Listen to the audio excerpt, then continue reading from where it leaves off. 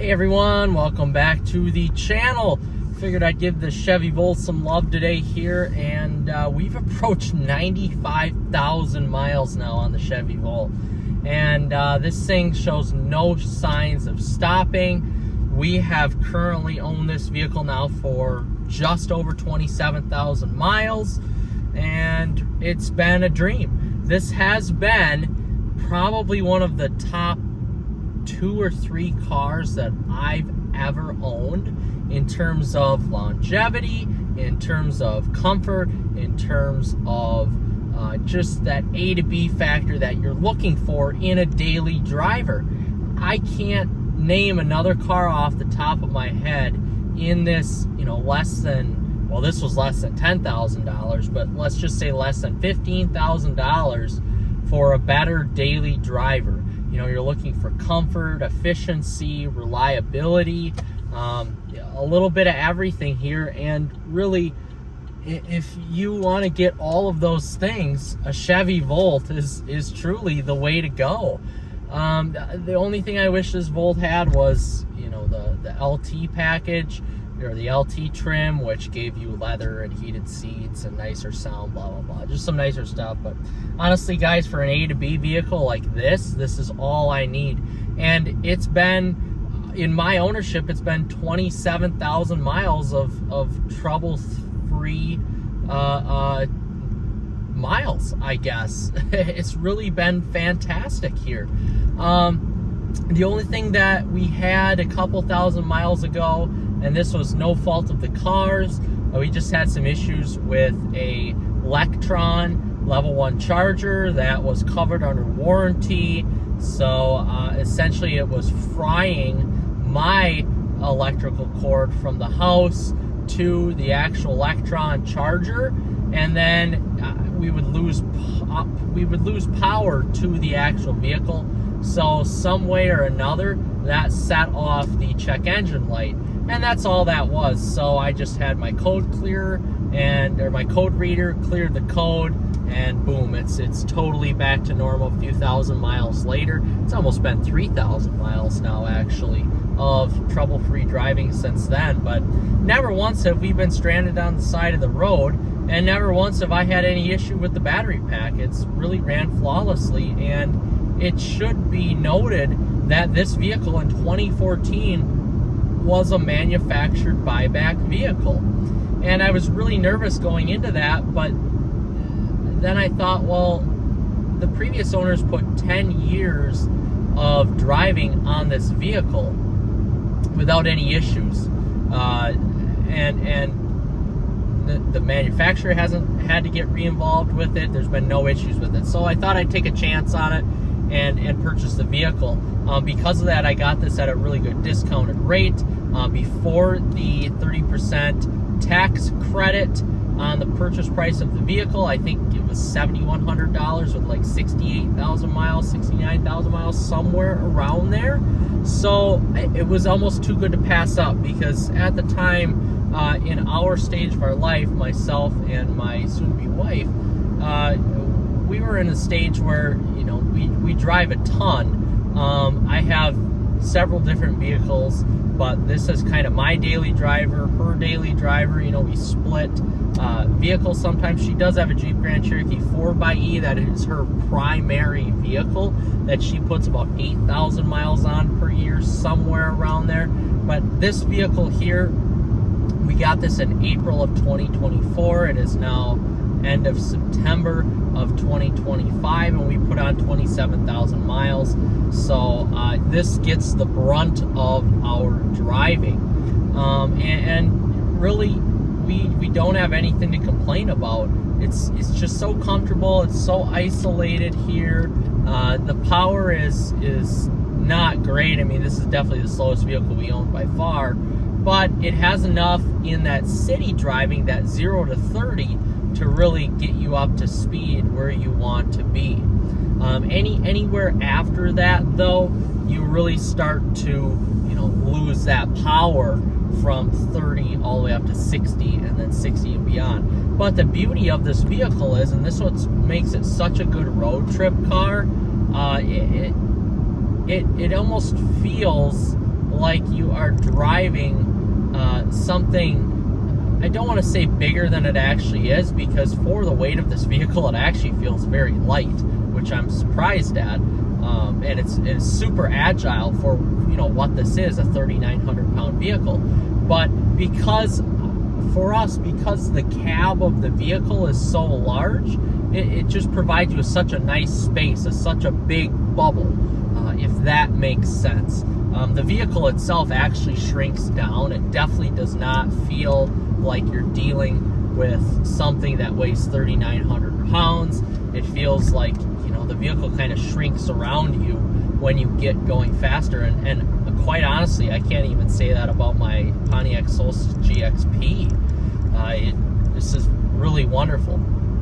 But other than that, everything else has been good. You know, the road trip aspect of it, if we run out of battery charge, which the majority of the driving that we do with this is in town, so the majority of it is on battery. But if we do go on a road trip, or if I have to travel for work, more likely that's what it is, I can just throw premium gas in this and get 35 to 40 miles per gallon. So it's great.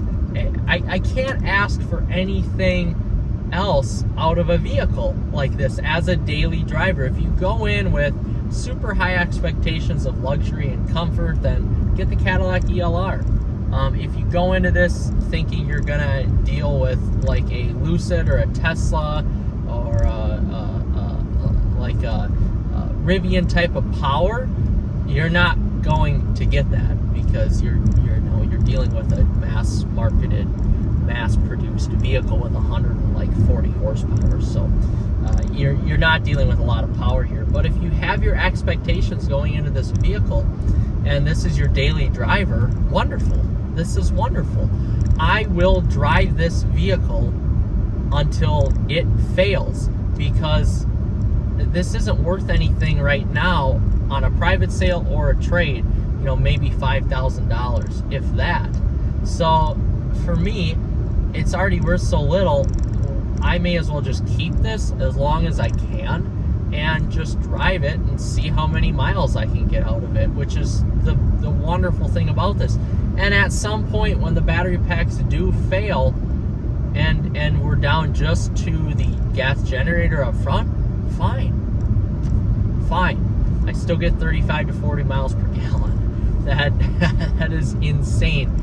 Coming from, you know, a Ram truck with the Hemi, a Challenger with the 6.1 Hemi, a Solstice that actually does get good gas mileage for what it is, and a Corvette with the 6-liter LS2. You know, coming from those where you don't get really good gas mileage all the time, this is just such a joy to drive. And it should be noted that all my vehicles are fairly loud, and when you get in this, it's just such a quiet, refined space to where I can relax. I can shut out the outside world. It's really just a great car for that A to B transport.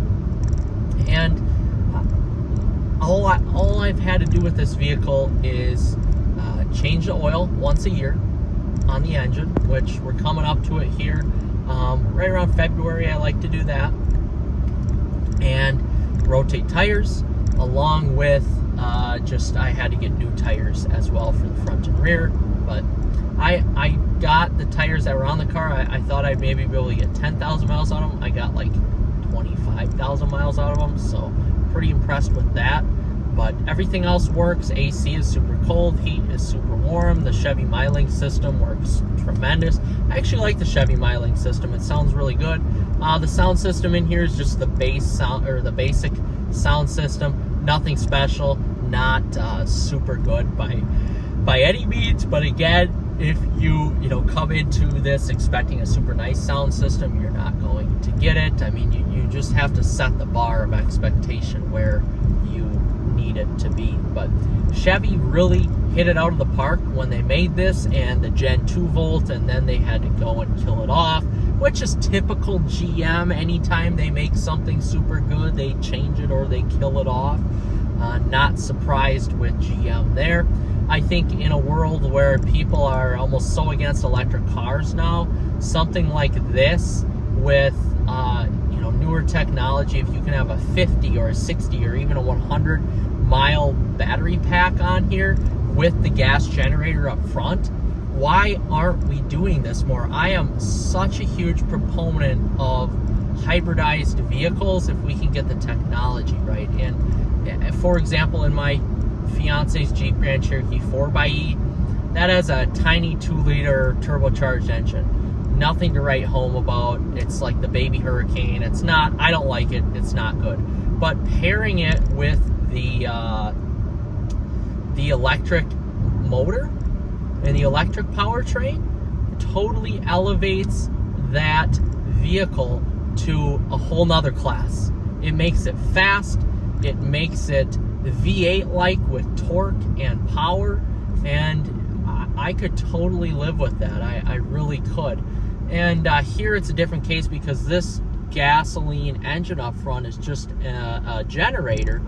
In that application, the electric and the gas work as one to power the whole powertrain as a whole, but you can still run on just electric if you want to.